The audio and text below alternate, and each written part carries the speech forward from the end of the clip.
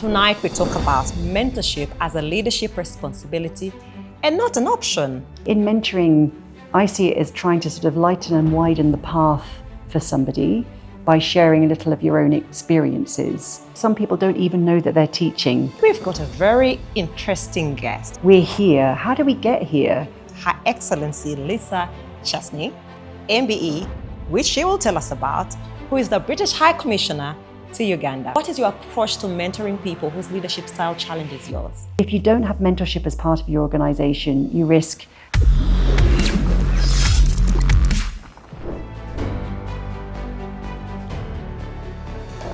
Welcome to the UK, Shamim. Hi there, good to see you. Good to see you. How are you doing? Great. Everything okay? Very good. Thank you. I'm excited about this. Thank you very much. Thank you. Welcome back to the Imposter CEO podcast. I'm your host, Dr. Shamim K.Matovu. Tonight we talk about mentorship as a leadership responsibility and not an option. And we've got a very interesting guest, Her Excellency Lisa Chesney, MBE, which she will tell us about, who is the British High Commissioner to Uganda. Welcome, Lisa. Thank you, Shamim. Lovely to see you. Lovely to see you too. So let's start right there.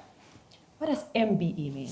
Well, it means Member of the British Empire, and it's actually an award that comes from our royal family. And essentially there's a process every single year where if you do something, a particular service, people can nominate you and then the award committee will decide. Now we've actually got some MBEs and some OBEs here in Uganda as well. So they're scattered around, but it's something I'm very proud about. Okay, so it looks like today we're actually having this conversation, but also recognizing that in the next nominations, I should appear. Oh, I love how you got that in there straight away. Well done. I Noted. should appear. So thank you. So obviously we're talking about mentorship as a leadership responsibility. And we know as leaders in the different spaces of our lives that we serve in, whether in public service, whether in private sector, in family, in kingdoms, it means a lot to mentor people into spaces. But there are also a lot of things, as a leader that has been in Uganda for a year now, right? Just coming up for a year, 10 months, Coming up 11 to a months. year, Yeah, yes. exactly. There's a lot that you have been involved in. There's a lot in terms of how you actually gel into the community. And I believe that people would be interested to know a little bit about you. So who are you, Lisa? Who am I? My goodness, that's a very big question. Well, first of all, I think I feel so at home in Uganda. Yeah. And I was trying to think, what is it about Uganda that makes me help me feel at home so quickly? Yeah. I think there's definitely something about the people, because it's the hospitality and it's the warmth. And actually that's something that I really value, you know, so that's part of who I am, is trying to find a connection. And I've certainly been able to do that here. That's great. Yeah. That's great. So in terms of your career, take us a little bit. As a child, Wow. talk Okay. to us about who you were as a child growing in your home Okay. table. What was that like? Okay, so now I'm going quite a way back, but I won't tell you how long. Don't worry. So I think as a child, I think as an adult, when I look back, I realise one of the things I feel that I was incredibly privileged to have was my parents, my mum and my dad, that made me feel loved and that I could do anything. So I had no idea that I'd end up doing a job like this. Yeah. The only thing I think, the only golden thread I can draw back to my childhood is I was always curious and interested in people, and I always wanted to travel. So more than that, it wasn't much more specific than that. But I think as a child, now I reflect, I think the fact that my parents brought up my brother and I very equally. I had no sense that you were less capable or seen as less capable as a girl or as a woman. Yeah. Our Prime Minister at the time was a woman. Our Head of State was a woman in terms of the late Queen. My mum had a very successful career and studied and developed herself when we were growing up. So I think I was raised to feel, do your best and do anything. And I think that has helped me in many ways as I've progressed through life. Oh, amazing, amazing. So you came to Uganda from Sierra Leone. I did, yes, exactly. I'm reflecting on your journey in terms of your career as well, and thinking, how does it feel to work in diplomacy? Like 1 year or whatever, a period of time you're in a particular place, and now you have to pack again and move into a different environment. What does that look like for you? What does it look like? Well, first of all, I feel just so lucky to be able to do it. It's fantastic. Everywhere I go, and we're talking about mentorship, you know, I think none of us are the finished product, Yes. and everywhere I go is part of my own learning journey, and I have a lot of fun as well. So I think that for me, diplomacy is obviously your part ambassador or high commissioner, your advocate, your champion, your problem solver, your crisis manager, but you've also got to be incredibly curious and open to learn. Yeah. And it's always heart-wrenching actually when you leave a country, because you'll have made friends and you'll have made connections. Yeah. And actually many of those you will take with you. So your circle keeps expanding. But ultimately I feel it's a privilege and a joy to do this role. Now we're talking about mentorship. And when I talk about mentorship, I reflect on my own career in terms of the people that have walked the journey with me, whether it's peers who speak into my life, whether it's people that you work with, whether supervisors, whether academically in spaces as well that support you to learn certain things as you go along. But now, for you who works in diplomacy, you work in high-stakes environment. I watch a lot of action FBI kind of movies because actually growing up, I thought that my career will be in diplomacy. And I'll Not tell too you, late, Shamim, not too late, okay? So, well, we are here. are you pitching? but also, I noticed something that, for me, the driver to it being interested in working diplomacy was about the way those FBI ladies stand up in beautiful suits and looking so smart. It's something that I thought, okay, pop culture in a way tries to influence us into certain things. But in spaces where you work, you have to be very cautious, security-wise, personal-wise, making decisions that you could potentially make the wrong decision. So there's a lot of people also that support you in the background. So working in an environment where the stakes are really high, that if you make a mistake, it's really going to be a mistake. Talk to me about who mentored you and what that mentorship meant for you in the moment. That's such a good question. I mean, I think I had 13 years in the private sector actually before I came into the civil service and into diplomacy. And actually, whether you're the CEO of a company, whether you're a diplomat, you know, whether you're a mother trying to find the right decision, you know, for your children, they're all sort of quite high stakes decisions, aren't they? Absolutely. But I think coming back to who mentored me, I think less on the decision making, but the first thing I think I realized in the private sector was the need to be present and to show up and show that you're engaged. And I learned that quite early on in my career. It was quite a male-dominated environment. I was in the textile business, global textiles. I mean, it's a world away, perhaps, from this. But I could see as a young sort of trainee, I could see you'd have boardroom discussions or discussions. I was at the back, you know, taking the notes. But you'd see sometimes you'd have a good idea, but you wouldn't want to say it. And you'd hold yourself back. And then perhaps a man would say the idea to, you know, great accolades. Yes. And there was one woman, she was a finance director, and she was present and she showed up. She dressed beautifully. She sat at the table. She leant in. She didn't sort of caveat what she was saying with I think or possibly or could. I remember thinking, okay, I like what you're doing and I see the impact that it's having. And I suppose my reflection on that is, you know, we're talking about mentorship, and I think this is such a good conversation. There's a lot around sort of structured and formal mentorship, but actually I think some people don't even know that they're teaching. They're just being, and we're learning from them. And that for me is part of mentorship as well, and something that was quite formative for me. That's really so deep, actually. And you know why? Because also in conversations that we have with people in different spaces in organizations, and I know I often draw so much on this, especially when I'm dealing with my team, that there are a lot of people that look at you and assess what you're doing and analyze it, and then they pick out what they want.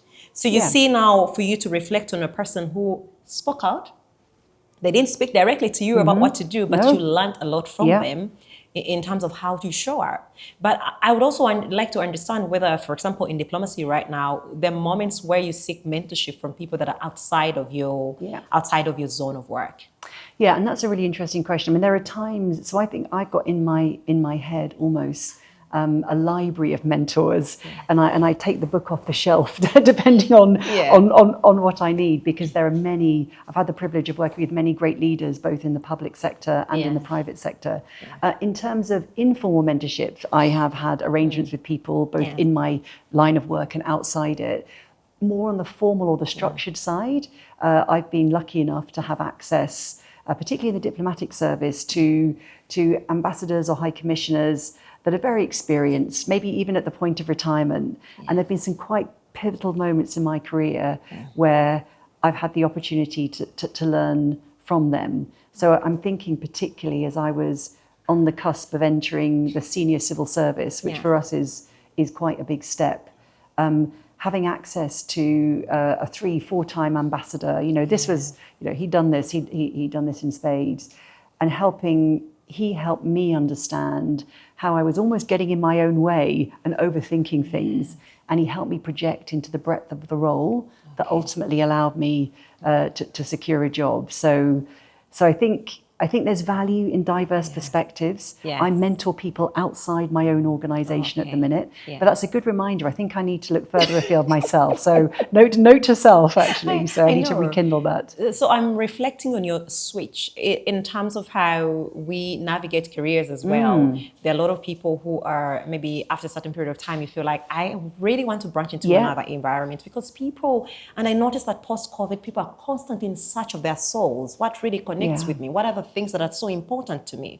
But for you, having moved from private sector into the public sector, what was that like for you? It was, I think, a huge culture shock. I mean, more than any other, when I've gone to different countries to work, I mean, the actual move from public to private was a real sort of eye-opener. And I remember my first couple of months, the organisation, now we've merged with the Development Office, but it was then the Foreign and Commonwealth Office. They supported us actually and gave us a mentor, thank goodness. But I remember sitting in meetings thinking, gosh, the pace is slower. Responsibility and accountability is much more shared or diffuse than it is in the private sector. In the private sector, and you will know this, you're your own woman, you take a lot of risk personally.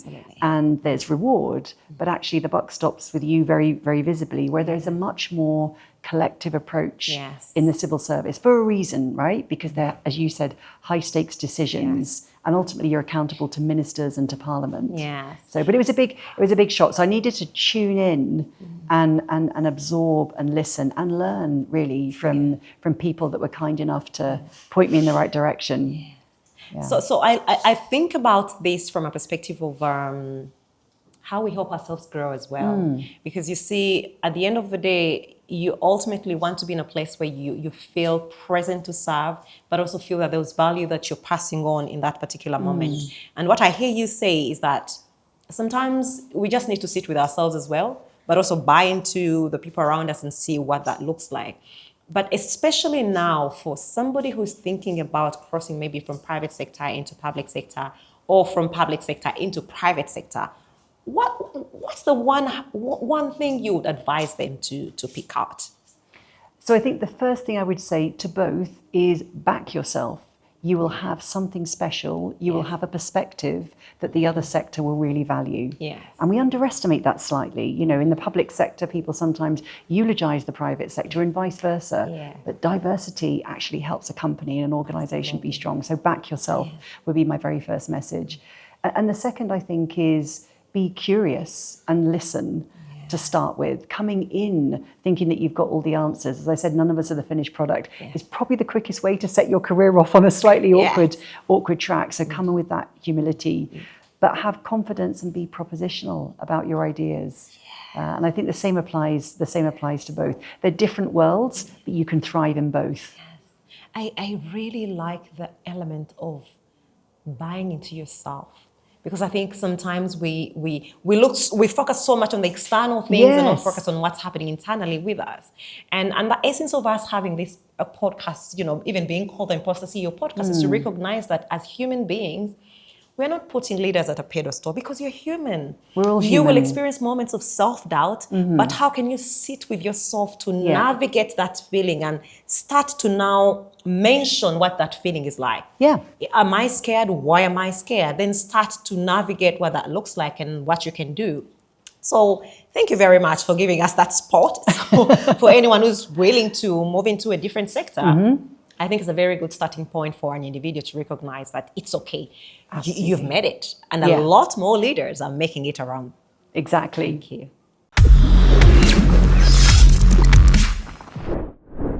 Now, Lisa, in the space where I work, I support leaders constantly to understand their teams, but also for them to understand themselves better so they can support their teams, creating those cultures really that are positive enough and productive for their teams to give them results.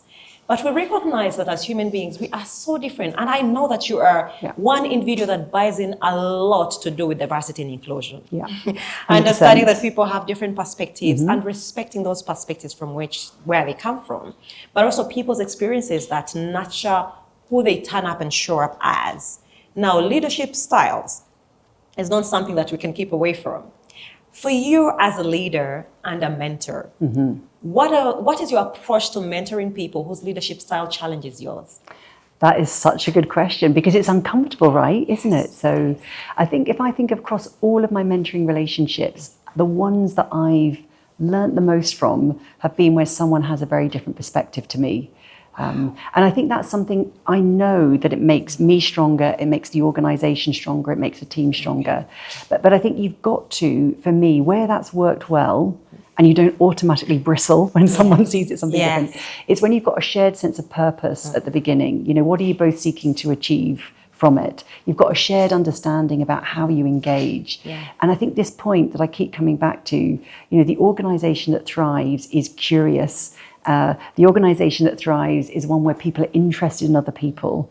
The organisation that thrives is where people are interested and self-aware enough to sort of look and think about why they're responding as they're responding. And that you can reach real depths if you can manage to get past where leadership style differ. And also, I guess the other thing in leadership, or the other thing in mentorship particularly, is what you're doing. There's a difference, isn't there, between coaching, between teaching, between sponsorship and mentoring. I think in mentoring, I see it as trying to sort of lighten and widen the path for somebody by sharing a little of your own experiences. So you're not trying to share the experiences in a way that says, do it this way. It's just like, well, when I was in that situation that you're now facing, this is how it was for me. And here were the things I learned or I wish I did differently. And that can get you past the differences and where your styles are very different, I think. But not easy. How have you found it? Am I allowed to ask a question of you? Absolutely. and by the way, that is very, very interesting. When you talk about having that curiosity, and I think for me, my experience around, especially working around people that share different perspective from mine, I've had to learn the hard way. Because you see, you come from the UK, the way things are done is totally different from the way things are done in Uganda. Then you get into a place where sometimes people have a lot of time.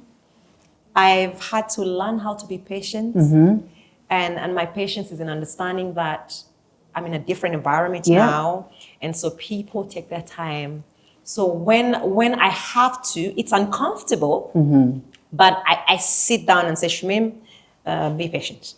I have started teaching myself to be patient, but also recognizing that the way we see things is quite different. There are things that some people have been exposed to that perhaps we have been exposed to that other people haven't. So you must be able to extend that grace.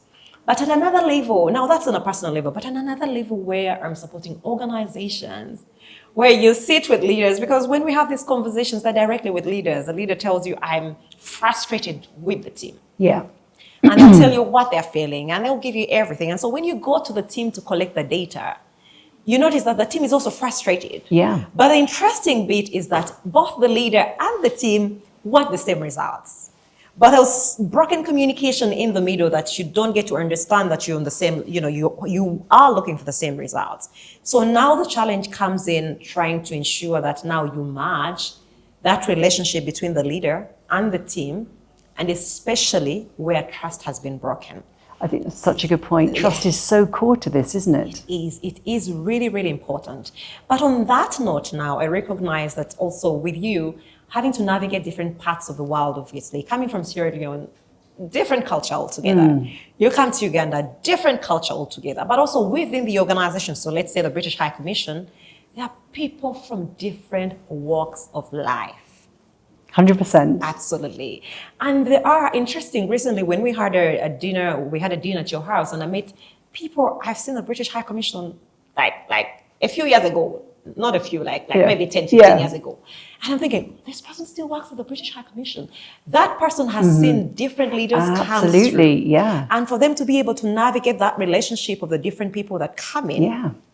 Speak to me about how you manage, and not specifically managing, but how you deal with that particular experience where you come in as a leader, but your people have experienced leadership in a different way of the predecessor. And then now you have to bring them to speed of how you lead and how you intend to support them. Well, first of all, and that's that's a really good point. I think hats off to every single member of my team in every single job I've done. I think it's testament to their flexibility, their agility, and their goodwill that they're able to put up with these constant changes. And I think together we're stronger. There's a balance always, isn't there, with experience and then fresh perspective. And I think it works well.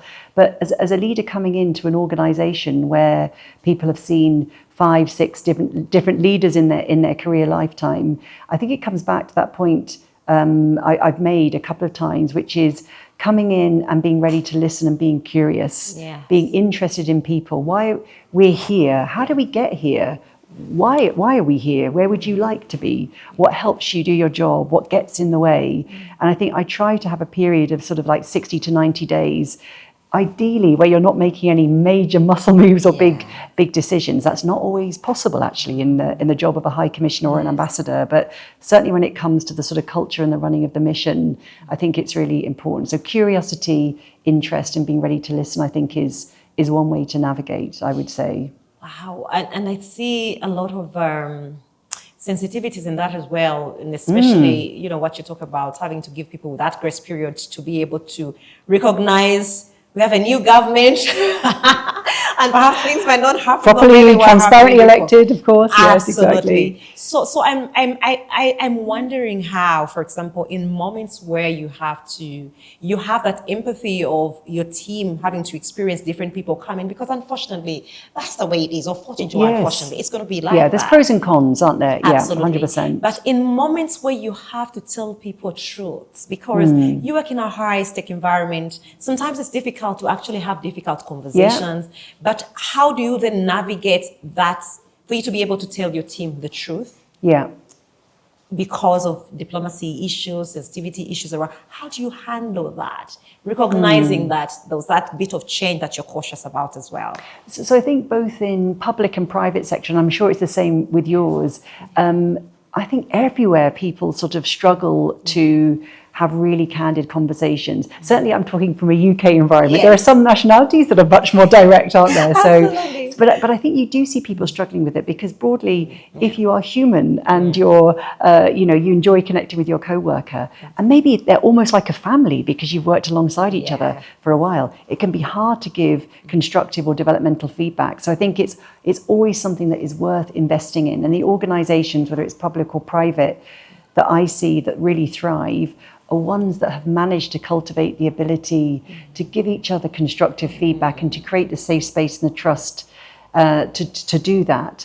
And I think there are 3 things on my mind. One, it all comes back to, the purpose. Why are we here and what we're trying to do, and how does it help us? I think the second thing for me that's really important is trying to cultivate positive intent.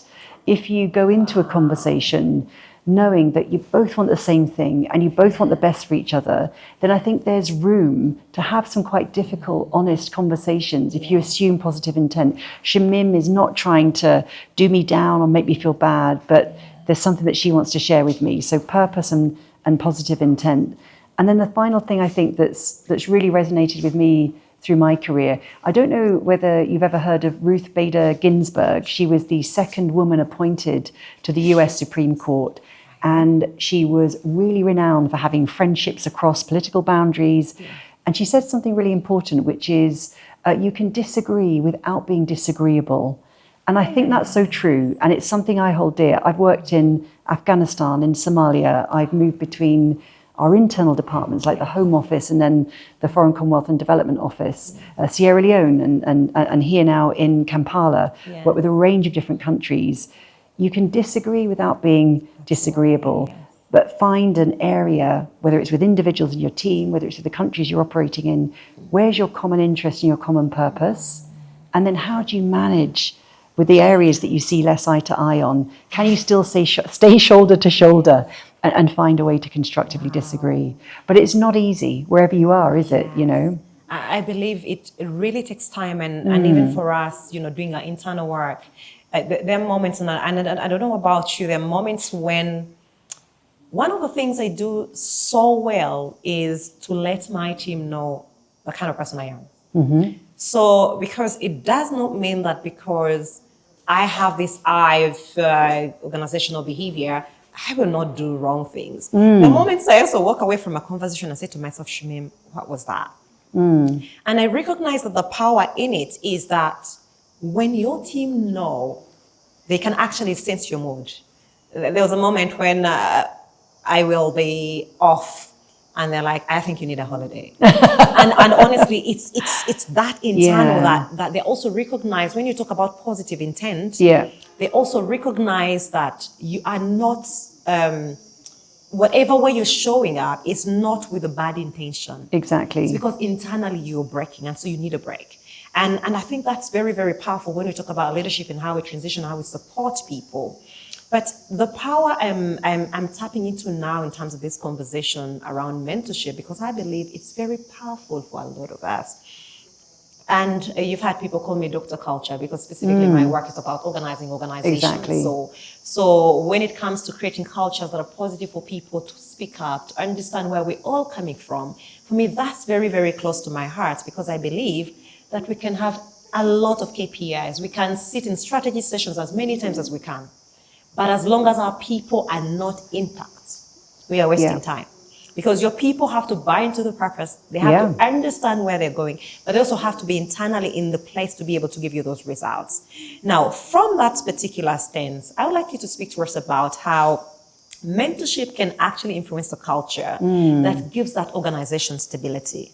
Yeah, that's a really interesting reflection. Well, I guess when it comes to culture, I think one of the things I've learned over time, and I, made a few mistakes, I think, at the start of my career, is that you can't declare or decide culture. It's not yours. It's not yours. You can cultivate it, you can nurture it, but it will grow. And you will have an influence, but you don't own it. But I think you're absolutely right. I think mentorship has got a really key part to play in shaping a culture that's really conducive to people being able to speak out and to be able to be their best. And I think how it helps, it comes back to those points we've touched on a couple of times. I think mentorship, if a company or an organization takes mentorship seriously, they're saying, we recognize that we can continually get better, that we can continually do better for our people, that we can continually have a better impact. So it's a learning organization. I think if you find that it's an organization where mentoring is valued, it will be a culture where there is a bit of humility. You don't have to have all of the answers. It's okay to say, I don't know. And it's okay to recognize that somebody else has got the answers without you giving away power. Absolutely. So I think those are two things that really, where mentorship can actually directly influence the culture. The other piece is, I think, of course, when it comes to leadership, and you and I care a lot about diversity and inclusion, you can, through mentorship, you can, as I said, widen and lighten the pathway, the career pathway to more people. You can help your team, your members of your organization understand that there are different perspectives and that they are valued and that they can thrive.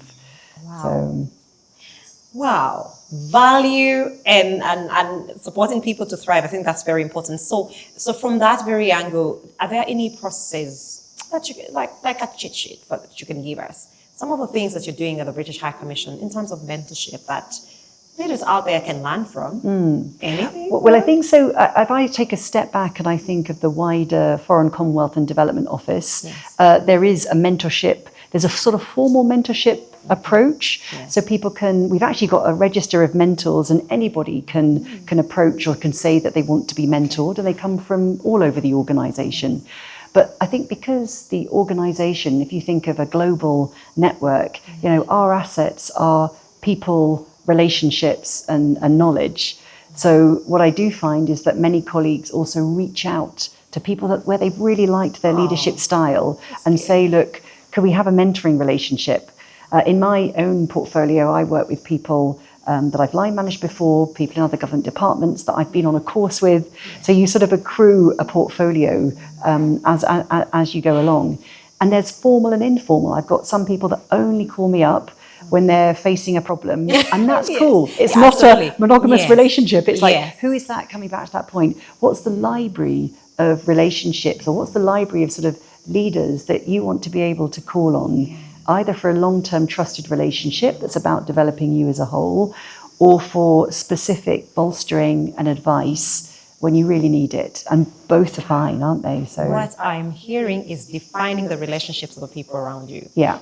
And I think that's important. And when you talk about when your house is on fire, who do you call? You must make sure that whoever you call, they will pick up. Yes, that's right, exactly. There's got to be a commitment there, hasn't there? That's the Absolutely. thing. Yeah. So thank you very much for sharing that, because I think a lot of times we roam around relationships and we're not clear about what we really want from people. And I think that holds people back. I know times, when I'm at events or I meet people and someone says, oh, they call me by name and say, have we met? Oh, I've read your book. Oh, and when you're interested in mentoring you and you say that, and then actually I always say yes. Yeah. So I love that you are calling on us to be very bold enough in pointing at what we want and what we want from somebody, and then seeing whether that person is actually willing. So a lot of the times people are open to. Yes, they are, Thank you. honestly. Yes, thank you very much for that. Now, Lisa, you are the honorary president of the British Chamber of Commerce. You've got too much power. It's the only time I'm ever going to be a president, Shamim. I can tell you Okay, so I would like you to talk to us. Now, recently, just a few days ago, we celebrated our 1 year. We close did. to 1 year for the British Chamber of Commerce. And it was such a moment of pride. It was so fun, it was interesting, it was relatable. And for me, moments like that really make me feel I have community. Now, speak to us about the British Chamber of Commerce and why we are where we are and what we aim to achieve. Well, you are a member, which I'm very delighted about, of our Chamber of Commerce. Yeah. And you're right, it was definitely, that year's celebration was a moment to be proud of. Now over 40 members, 17 different sectors. And when I look at all the businesses that you are part of, the fact that there's been 20,000 odd jobs, 19,000 of which are for Ugandans, I think that's the type of chamber that I'm proud of. I'm proud to be honorary president. So definitely, that my side hustle is the High Commissioner role. The honorary president bit's the bit I get excited about. But I think you're right in terms of it is a really exciting time for the chamber. There is so much talent that's in Uganda, and people say that you get the business or investment environment that you deserve. And I love the fact that here British linked businesses are responsible. They care about promoting and growing talent. And I think for many of them, mentorship has got a key role to play. Yeah. Okay. So there is also perception, because you see in spaces like that where we also see community, because you want to be part of a group that sees things the way you see them, or are actually willing to be progressive enough to recognize that there's a lot of change happening. And our responsibility on this planet is to ensure that we are serving the community, serving our people, healing organizations, healing individuals, because people have pain everywhere in the world. There is misperception, and I would really like for you to echo this, because I think that we have an opportunity to grow our numbers. But people tend to think these things are for us bougie, they are too out of, just clarify that for business people out there that would like to be a part of this community. But that's a really good point. Well, let's talk about first of all what it does, because hopefully then people can see that it is for them, and then about who's in it and how you access it. In terms of what a chamber's all about, I mean, it was set up originally really to support UK-linked businesses that are here, thrive, unlock opportunities. So it's networking, it's advocacy, you get the chance to meet with policymakers and decision makers, and hopefully the voice of business can help shape the investment climate, and also businesses can hear what's important to the policymakers and the decision makers. We also have a lot of fun. And we do really practical things, like the chamber feeds into budget discussions, to new policies that are emerging. We've done dedicated focus sessions on visas, for example, and issues that really our members care about. So that's sort of broadly what it does, but it's not a stuffy boardroom. You don't have to have a very British accent to be part of it. If I look, in fact, at the chamber, I bet it doesn't look like anything that people would imagine. The majority are Ugandan-led businesses. Our executive committee, actually the chair is a Tanzanian. We've got a Dane. We've got many Ugandans. There's way more sort of Ugandan voices you hear than anything else. Because to be a member of this, it's really about attitude and mindset. You have to have a connection to the UK, but that could be a range of things. You could have some of your directors that are in the UK. You could be exchanging businesses, services, goods, etc., with a business that's in the UK. You could have your headquarters registered, but you're the Ugandan leading the entity here. So my main message is get in touch if you're interested. We have SMEs, we have single-person organisations, we have large-scale organisations that operate globally, and they all find a home in the Chamber of Commerce. So. That's really, really great. Thank you so much. So I believe that for somebody who is interested in doing business that really adds value.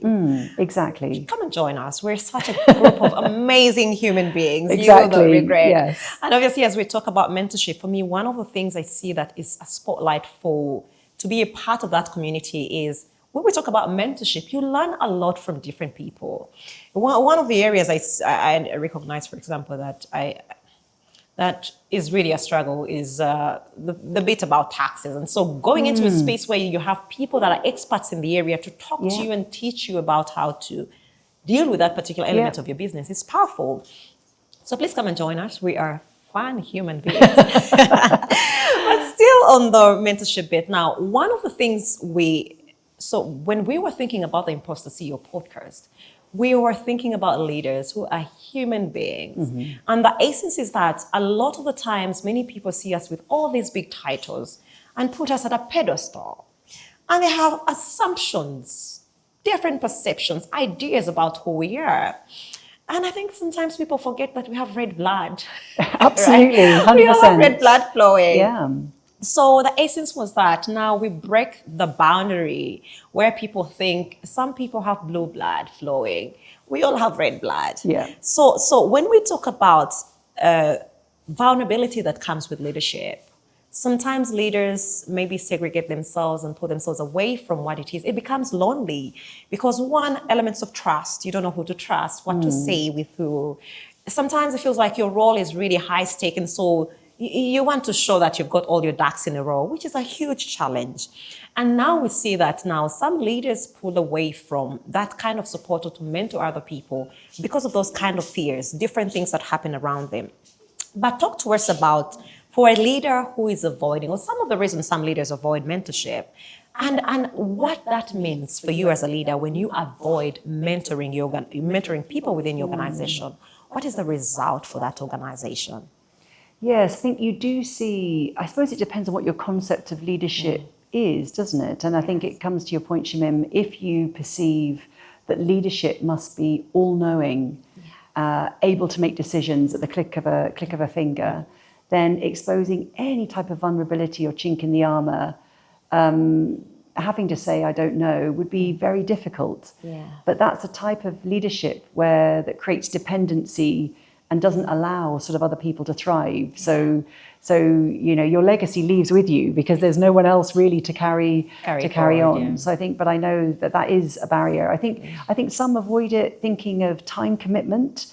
But you can, coming back to that point, if you've got purpose, if you've got a shared commitment, you can make anything happen. One of my mentees is on the other side of the world. So the only way we can really speak to each other is late at night or very early in the morning, which we do. But in between, we'll leave voice notes for each other. This is actually a mutual mentoring relationship. It's somebody I used to line manage. She mentors me, I mentor her. Yeah. But yeah, you can find ways to get around it, but I think time commitment can put people off. And the impact of all of this, if you can't access mentorship, and it doesn't have to be within your own unit, for example, here, I think it's difficult to have mentorship and line management in the same relationship. So I certainly value a degree of distance. Yes. And across the FCDO, people will seek mentors outside their line management chain, and I think that's a good idea. But if you don't have mentorship as part of your organization, you risk your talent not growing, your leadership layer not being ready, people being sort of dissatisfied and feeling less connected, and you miss out as a leader. You miss out on the different perspectives, the way of thinking that would make you a better leader yourself. That's really powerful. And you see, for me, the challenge, and I think has been that, for example, with my work, I have a lot of exposure to different organizations, right? So you get into the intimate spaces of different organizations and you see things and you're like, this. But from that particular space, because I think also, as we talk about leadership, you talked about reverse mentorship, which is such a great element. Yeah. You could have been a line manager of a particular person, but now they're also coming back as a mentor. So, and I think that we need to embrace that a lot. Yeah. If you think of, for example, the workforce in Uganda, oh my God, very young talent. We've heard of the Gen Z phenomenon. Yes, you and I were discussing that at the generational panel. Yeah. Absolutely. And so you go, oh yeah, we actually talked about that at the Breaking Barriers conference. Yeah. And you think about how us as leaders understanding the trends and the people that are within our circles really makes our leadership easy.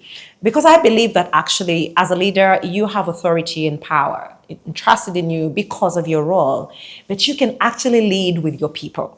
Yeah. And it becomes very smooth. In the process, they do not know that you're mentoring them, but you're actually mentoring them, but also they are learning. So when you talk about things where you do things and then suddenly you're aware and your legacy goes with you because people did not buy into or get really ingrained in that. But I want us to think about, for example, in our kind of setting as leaders, how can we open ourselves up to reverse mentorship, for example, but also how can we have a grip of the people that we are leading? Yeah. Because I believe that sometimes conflict happens when it shouldn't have been.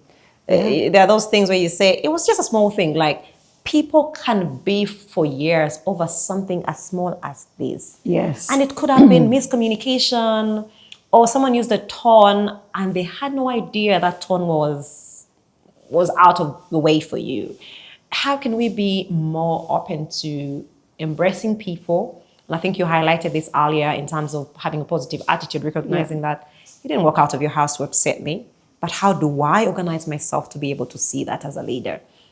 Yes, there's so many good points in there. I mean, I think you're absolutely right. I think, first of all, on the reverse mentoring front, I think you're absolutely right. Being open to it, being open to have different perspectives is hugely important. I think for your own leadership layers, one of the things that I seek to do, and it's not always possible, but as far as is possible, it's how do you broaden to a more collective leadership? And even if people can't be involved in the final decisions, there are some things where literally mandated in our regulations, the buck has to stop with me and the decision has to be mine. But you can expose your wider leadership layers to some of the trade-offs and challenges that they will have to make as they progress. So I'm a great believer in sort of trying to move to an extended leadership model wherever you possibly can. I find that when people are exposed to the decisions that you need to make, then they can gradually not think about their individual or their team, but start to think about the wider organization or mission. So I think that's quite an important thing that every leader can do, right? But to your point about nipping those things in the bud, no organization is perfect. Absolutely. No team is perfect. No leader is perfect.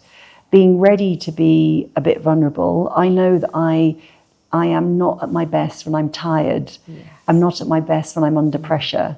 So trying to make sure that I'm not making snap decisions in those moments and being open with people if I feel I have, or I feel there's a risk of that, is something that's really important. Showing a bit of vulnerability as a leader, I think can be really valuable. But it's all a journey, right? Yes. What I would say in this, though, that in all of this, as we all navigate these challenges, mentorship is the one element to me that is relatively low investment. You can set it up so it's low investment. But it is hugely high reward, both to the mentor and to the mentee.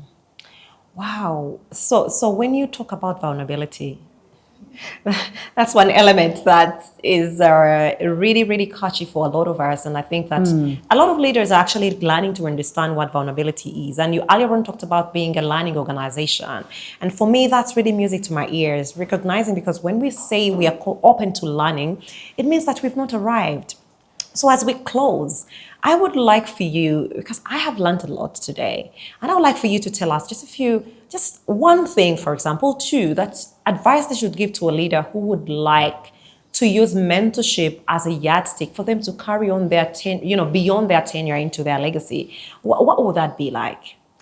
I suppose I would say to every leader, mentorship is a two-way pathway. Yes. So it's not about you necessarily imposing on somebody. Yeah. It's together you can develop a shared legacy about things that you both really care about and that will carry on.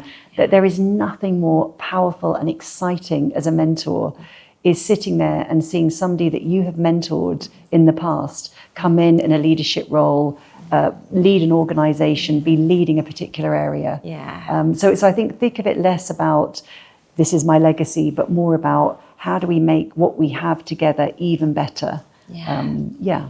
Lisa, thank you so much for sharing your story with us. Thank Thank you for you, Shamim. sharing with us your mind, your attitude towards work. I think it's very, very important that, for you as a leader who is in an environment where a lot of us look up to you. Like I said, And likewise. you will be one of those who are writing my name for the MBE. Thank you so much for sharing with us. Thanks, I really, Shamim. really appreciate it. And I believe that a lot of people home have actually learned a lot. It does not really matter what sector you're in. At the end of the day, what matters is the person that you are and the attitude that you like to give forward. So thank you for sharing with us. You're and welcome. we pray that you send our regards back to the team at the British High Commission for making this happen. And of course, we're in the UK today. Welcome to the UK. I hope you've enjoyed your stay. I have. Thank you very much. Thank you, Shamim. Thank you.